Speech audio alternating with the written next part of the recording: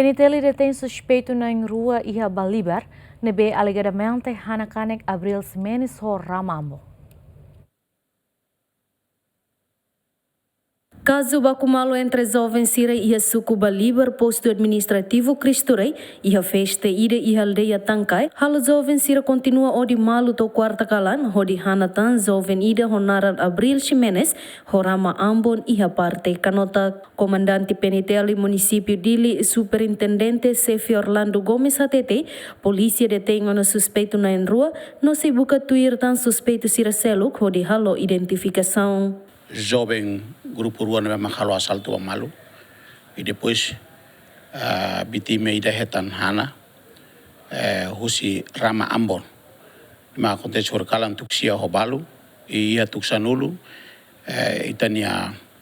depois de acontecimento né itania patrulha Cristo Rei ho itania força reserva ho itania rainha sira toca se fatin para tu bele buka tuir que eras suspeito sira e consegue ita foti vítima ita lori maia hospital Guido Balibar sobre halo tratamento e o momento ne vaqueras ita comando município Liosi operação conjunto Hosi Taspor Cristo Rei ho araña hamutuk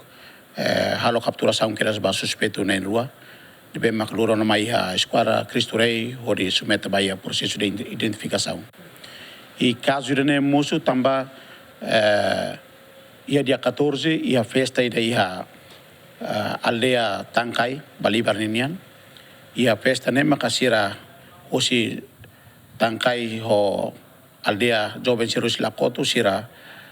baku malu depois maksira buka malu to ia dia 15 foi maka acontece para depois acontece